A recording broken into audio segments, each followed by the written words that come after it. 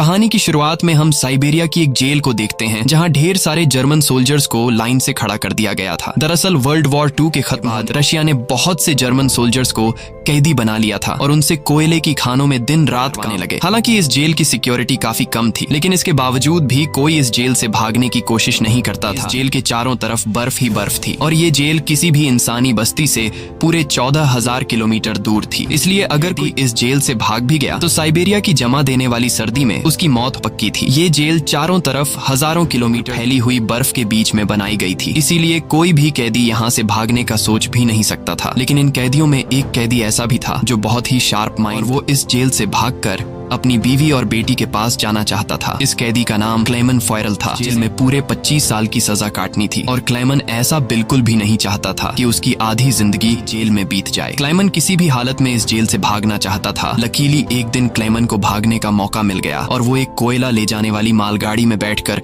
इस जेल से भाग निकला। अब जेल के बाहर जब आसमान में सितारों को देखा तो वो खुशी से झूम उठा, लेकिन ये खुशी कुछ ही देर की मेहमान थी। थोड़ी दूर चलने के बाद उस मालगाड़ी को रोक दिया गया और जब क्लेमन ने बाहर झांक कर देखा तो एक रशियन सोल्जर बंदूक ताने उसके सामने खड़ा था। बदकिस्मती यहाँ क्लेमन पकड़ा गया और जेल से भागने के जुर्म में उसे एक ओपन एयर सेल में बंद कर दिया गया। सर्दी बहुत ज्यादा थी और रात में होने वाली बारिश ने क्लेमन की हालत खराब कर दी थी। उस सेल में क्लेमन घंटों के लिए नहीं बल्कि पूरे 2 दिनों तक रखा गया। अब पूरे 2 दिन बाद अगली सुबह जेल का वार्डन उसके पास आया और उसे सेल से बाहर निकाल कर उससे कुछ भी टॉर्चर नहीं किया गया, बस सिर्फ ये बोला कि तुम्हारे साथ सब्री से तुम्हारा इंतजार कर रहे हैं। अब जब क्लेमन अपने साथियों से मिला तो वो सब लाठियां और डंडे लेकर उसका इंतजार कर रहे थे। वो सब क्लेमन पर बहुत गुस्सा थे क्योंकि क्लेमन के भागने की वजह से उन सबको पिछले 2 दिनों से रखा गया था। और क्लेमन को अब वार्डन की बात समझ में आ गई कि उसने क्यों कहा था कि तुम्हारे साथी तुम्हारा इंतजार कर रहे हैं। अब क्लेमन को देखते ही बाकी कैदियों ने उस पर हमला कर दिया और उसे बहुत बुरी तरह से मार। पीठ में क्लेमन इतना जख्मी हो गया कि उसे जेल के हॉस्पिटल में एडमिट करना पड़ा। इस जेल का डॉक्टर भी एक जर्मन कैदी था। जैसे ही क्लेमन होश में आया उसने डॉक्टर से कहा कि मैं एक बार फिर से जेल से भागना चाहता हूं और मुझे आपकी मदद चाहिए। डॉक्टर क्लेमन की बहादुरी देखकर हैरान रह गया कि ये इतना सब कुछ झेलने के बाद भी हार मानने को तैयार नहीं। डॉक्टर ने उसे समझाया कि इस जेल से जिंदा भाग पाना नामुमकिन है और अगर तुम यहाँ से भाग भी गए तो बाहर की जमा देने वाली सर्दी में मर जाओगे। लेकिन हकीकत ये भी है कि अगर तुम यहाँ भागे तब भी तुम्हारी मौत पक्की है, क्योंकि जिन कोयले की खानों में तुम काम करते हो वहाँ कार्बन की मात्रा बहुत ज्यादा है जो हवा के जरिए तुम्हारे शरीर में जाता है और उससे कैंसर जैसी खतरनाक बीमारियां होती हैं। इसलिए डॉक्टर ने क्लेमन से कहा एक आखिरी बार इस जेल से भागने की कोशिश जरूर करनी चाहिए। उसके बाद डॉक्टर ने अपने सारे गर्म कपड़े, जूते और जरूरत का सारा सामान निकाल कर क्लेमन दिया और उसे ये भी बताया कि रशियन सोल्जर्स अपना खाना रेलवे लाइंस के पास छुपा कर रखते हैं। इसके साथ ही उसने क्लेमन को एक बंदूक भी दी ताकि वो अपनी हिफाजत कर सके। दरअसल डॉक्टर ने ये सारा सामान इसलिए पहले से इकट्ठा किया हुआ था क्योंकि वह खुद भी इस जेल से चाहता था, मगर 1 हफ्ते पहले उसे पता चला कि वह कैंसर का मरीज है और उसके पास 1 महीने से ज्यादा वक्त नहीं है। अब उसने क्लेमन को एक लंच बॉक्स दिया और कहा कि अगर तुम जिंदा बच गए तो मेरी फैमिली तक ये लंच बॉक्स देना और कहना कि मैं इस दुनिया में अब नहीं रहा। यहाँ एक बार फिर से रात के अंधेरे में क्लेमन दोबारा भाग निकला और इस बार उसने मालगाड़ी की बजाय पैदल चलने का फैसला किया। वो पूरी रात चलने के बाद सुबह भी चलता रहता है क्योंकि उसे डर रहता है कि कहीं रशियन सोल्जर उसे पकड़ न ले। अब जब सुबह वार्डन को पता चला कि क्लेमन जेल से फरार हो चुका है तो वो सीधा डॉक्टर से जांच करने उसके कमरे में पहुंचा, लेकिन उसके पहुंचने से पहले ही डॉक्टर ने अपनी जान ले ली थी क्योंकि उसे पता था कि क्लेमन के भागने की खबर सुनने के बाद वार्डन मुझे बहुत तड़पा कर मारेगा। इसके बाद वार्डन ने कई रशिया सिपाहियों को क्लेमन की तलाश में भेजा और उसे जिंदा पकड़कर वापस लाने का हुक्म दिया, लेकिन कई तलाश के बाद भी उसे क्लेमन का कोई पता न चल सका। क्लेमन की खुशकिस्मती ये थी कि बर्फबारी स्टार्ट होने की वजह से उसके पैरों के निशान मिटते जा रहे थे, जिससे क्लेमन मुश्किल पड़ रहा था। अब सबको लगने लगा कि क्लेमन इस सर्दी में जमकर मर चुका होगा, मगर वार्डन मानने को तैयार नहीं था क्योंकि वार्डन जानता था कि बहुत स्ट्रॉन्ग है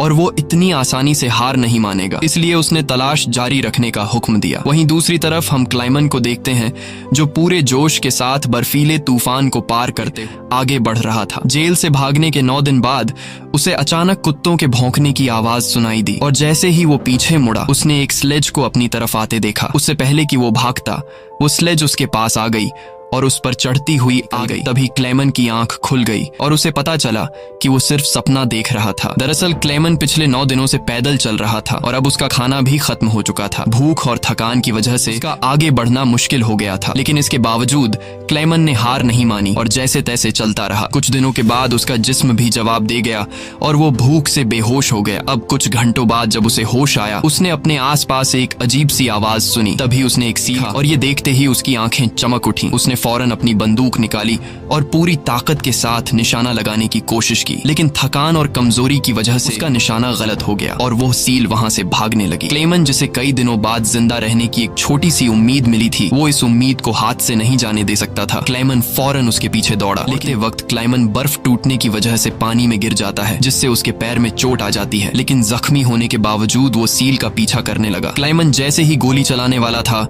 वो सील एक चट्टान के पीछे छिप गई। क्लेमन और आगे बढ़ता है और दोबारा देख लेता है। उससे पहले कि वो पानी में जाती, क्लेमन ने अपनी आखिरी गोली चलाई और खुशकिस्मती से वो गोली उसे लग गई। ये देखकर क्लेमन खुशी से झूम, क्योंकि अब सफर के दौरान उसे खाने की फिक्र नहीं थी। कई दिनों के बाद क्लेमन ने पेट भर कर खाना खाया और थोड़ा आराम करके अपना सफर जारी रखा। इतने लंबे सफर में क्लेमन बिल्कुल अकेला था और उसके चारों तरफ बर्फ के अलावा कुछ भी न था। इस माहौल में उसकी दिमागी हालत खराब हो सकती थी, इसलिए वो खुद से बातें करता और पॉजिटिव बातें कहकर खुद को आगे बढ़ने के लिए मोटिवेट करता। इसके साथ ही वो हर वक्त कैंपस के जरिए अपने रास्ता है, ताकि वो इस बर्फीली वादी में कहीं खो न जाए। इसी तरह दिन गुजरते गए और फिर महीने, लगातार 2 महीने चलने के बाद क्लेमन को इस बर्फीले में एक छोटा सा पेड़ दिखाई दिया। इस पेड़ को देखकर क्लेमन इतना खुश हुआ कि जैसे उसे कोई खजाना मिल गया हो और वो भागकर उस पेड़ को गले लगा लेता है। दरअसल ये पेड़ की निशानी थी कि क्लेमन लगातार 2 महीने चलने के बाद अब ये बर्फीला मैदान क्रॉस कर चुका है और आगे जंगल शुरू होने वाला है। थोड़ा ही आगे चलने के बाद ठीक वैसा ही हुआ जैसा उसने सोचा था। अब यहाँ से जंगल शुरू होने वाला था। बर्फ का इलाका खत्म हो रहा था। वो जंगल में बहुत खुश था। वो लकड़ियां इकट्ठा करके आग जलाता है। महीनों बाद पहली बार सुकून से सो जाता है, पर अगला दिन उसके लिए सुकून का था या नहीं, ये कोई नहीं जानता। दूसरी तरफ हम वार्डन को देखते हैं, जो अब भी क्लेमन की तलाश में था और उसने अपनी सर्च पार्टी को हुक्म दिया कि वो किलोमीटर के दायरे में क्लेमन की तलाश करें। वहीं क्लेमन एक जंगल से होता हुआ आगे बढ़ रहा था कि अचानक वहाँ एक बर्फीला तूफान आ गया। ये तूफान इतना तेज था कि बड़े बड़े पेड़ भी जमीन से उखड़कर गिरने लगे। जैसे ही आगे बढ़ने की कोशिश करता है, एक बड़ा सा पेड़ सीधा उस पर गिर जाता है। क्लेमन की किस्मत अच्छी थी कि शाम में 2 आदमी यहाँ से गुजरे जो सोने की तलाश में थे। उन्होंने क्लेमन लिया और वक्त पर उसकी जान बचा ली। उसके बाद ये तीनों एक साथ आगे बढ़े और कई दिनों के सफर के बाद बर्फीले मैदान से बाहर निकल आए। रास्ते में उन्हें एक दरिया मिला, जिसे पार करने के लिए उन्होंने लकड़ी की एक कश्ती बनाई। दरिया पार करते वक्त वह आपस में बातें करने लगे और एक दूसरे को बचपन के किस्से सुनाने लगे। लेकिन इसी बीच दरिया का बहाव तेज हो गया और कश्ती काबू से बाहर होने लगी। ऐसे में एक साथी का तवाजुन बिगड़ गया और वह सीधा पानी में जा गिरा।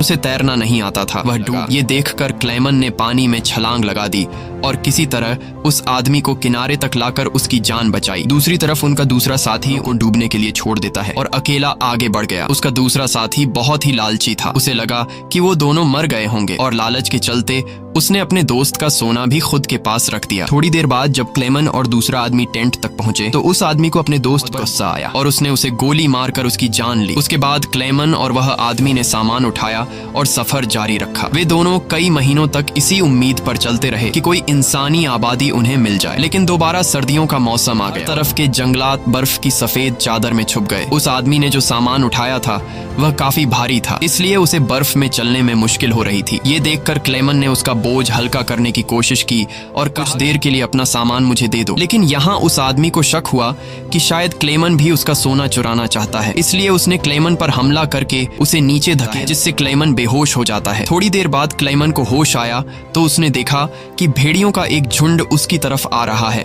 अपनी जान बचाने के लिए वो एक दरख्त पर चढ़ने लगता है, लेकिन पेड़ पर चढ़ते वक्त एक भेड़िया उसका पांव पकड़ लेता है। लेकिन दरख्त कमजोर, दरख्त दरमियान से टूट गया, जिससे क्लेमन नीचे गिर पड़ा। अब क्लेमन को लगा कि उसकी मौत पक्की है। तभी अचानक गोली चलने की आवाज आई। क्लेमन ने आंखें खोली तो उसने देखा कि कुछ भेड़िए मर चुके हैं और जो जिंदा थे वह भाग चुके हैं। दरअसल इलाके के शिकारियों ने उसकी जान बचाई। वो उसे अपने गांव ले गए, जहां गांव के लोगों ने उसका इलाज किया। बरसों की मेहनत के बाद क्लेमन एक इंसानी आबादी तक पहुंच चुका था। लोगों को देखकर उसे बेहद खुशी हुई। कई दिनों तक वो गांव में रुका और लोगों ने उसकी खूब खातिरदारी की। एक दिन गांव में एक लेटर आया जो किसी और का नहीं, खुद वार्डन का था। इसमें लिखा था कि एक जर्मन फौजी हमारी जेल से फरार हो चुका है और अगर किसी ने उसे पनाह दी तो वह गद्दार कहलाएगा। अब ना चाहते हुए भी क्लेमन को यह गांव छोड़ना पड़ा, क्योंकि अगर वो यहाँ से नहीं जाता तो वार्डन इस गांव वालों को भी सजा। जाने से पहले गांव के लोगों ने उसे खाने पीने का सामान और एक शिकारी कुत्ता दे देते हैं। इस लंबे सफर में अब क्लेमन का एक साथी भी बन गया है, इसलिए अब उसे अकेलापन महसूस नहीं हो रहा था। वे दोनों कई दिनों तक चलते रहे। रास्ते में उन्हें एक लकड़ी की फैक्ट्री नजर आई और कुत्ता खाने की तलाश में तरफ दौड़ा। अब क्लेमन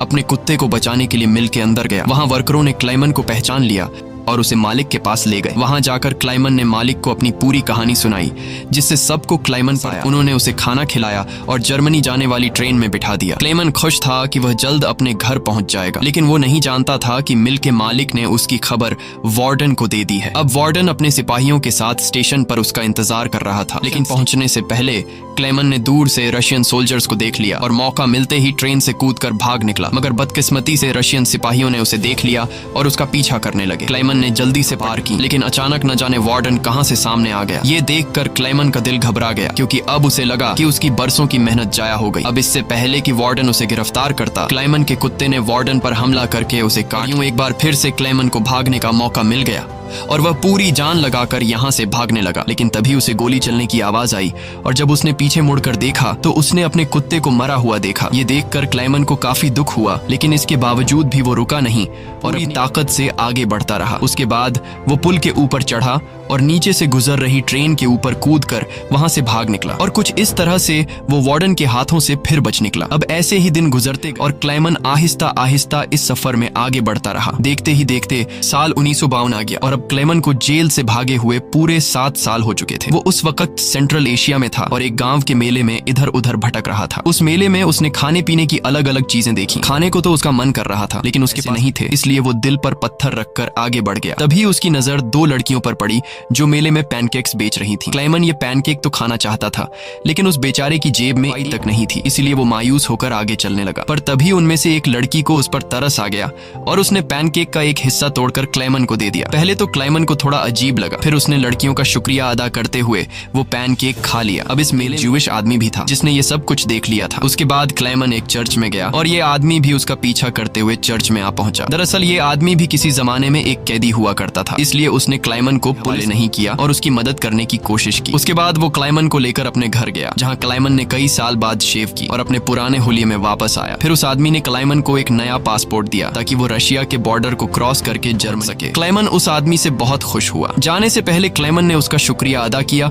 और रशिया और जर्मनी की बॉर्डर की तरफ निकल पड़ा। कुछ हफ्ते बाद क्लेमन रशिया के बॉर्डर तक पहुंचा और वहां मौजूद रशियन सिपाही को अपना पासपोर्ट दिखाया। यहाँ क्लेमन को यह डर था कि कहीं वो सिपाही उसे पहचान न ले या उसका जाली पासपोर्ट पकड़ा न जाए, लेकिन खुशकिस्मती से ऐसा कुछ नहीं हुआ और सिपाही ने क्लेमन को बॉर्डर पार करने की इजाजत। अब ये देखकर क्लेमन को इतनी खुशी हुई कि वो चाहकर भी अपनी हंसी नहीं रोक पाया। अब फाइनली वो उस पुल पर आ गया, जिसे पार करते ही वो अपने मुल्क जर्मनी में पहुंच जाएगा। पर जैसे ही वो आधे रास्ते तक पहुंचा, आंखों पर एक तेज रोशनी पड़ी और जब उसने आंखें खोली तो उसने वार्डन को अपने सामने पाया। अब जब क्लेमन ने पीछे मुड़कर देखा तो वो अभी भी रशिया की जमीन पर था और इसका मतलब ये था कि वार्डन उसे गिरफ्तार कर सकता है। अब यहाँ क्लेमन का दिल टूट गया, क्योंकि उसके इतने सालों की मेहनत अब मिट्टी में मिलने वाली थी। लेकिन तभी कुछ ऐसा हुआ जिसकी उम्मीद खुद क्लेमन को भी नहीं थी। यहाँ वार्डन ने उसका रास्ता छोड़ दिया और उसे आगे जाने की इजाजत दे दी। अब पहले तो क्लेमन को यकीन नहीं हुआ, पर फिर भी वो हिम्मत करके आगे बढ़ा। दरअसल वार्डन क्लेमन के जिंदा रहने के जज्बे और उसकी बहादुरी को देखकर उससे काफी इंस्पायर हुआ, इसलिए उसने क्लेमन को गिरफ्तार नहीं किया और उसे अपने मुल्क वापस जाने। और तभी वार्डन उससे ये कहता है, ये लड़ाई बस 2 सोल्जर्स के बीच थी, एक मैं और एक तुम, और इसे तुम जीत गए। जाओ अपनी जिंदगी जी लो। अब फाइनली क्लेमन ने उस बॉर्डर को पार किया और अपने देश जर्मनी पहुंच गया। इसके घर के करीब पहुंचा, जहां उसने अपनी बेटी और बीवी को देखा। अब थोड़ी देर बाद वो दोनों चर्च जाने के लिए घर से निकलती हैं, तो क्लेमन भी उनका पीछा करता हुआ चर्च में आ गया। हालांकि क्लेमन ने अभी तक अपनी बेटी को आवाज नहीं दी थी, क्योंकि उसे उम्मीद थी कि एक दिन जरूर उसके पिता आएंगे। जब उसकी बेटी ने पीछे मुड़कर देखा तो उसने अपने पिता को पहचान लिया और दौड़कर अपने पिता को गले से लगा लिया। अब इतने सालों बाद क्लेमन को जिंदा देखकर उसकी वाइफ की खुशी का तो कोई ठिकाना नहीं था। फाइनली उन तीनों ने एक दूसरे को गले लगाया और इसी के सच्ची कहानी पर बनाई गई ये फिल्म यहाँ पर खत्म हो गई। उम्मीद है आज की कहानी पसंद आई हो। अगर आपको ये वीडियो अच्छी लगी हो तो इसे लाइक कर देना और चैनल को सब्सक्राइब कर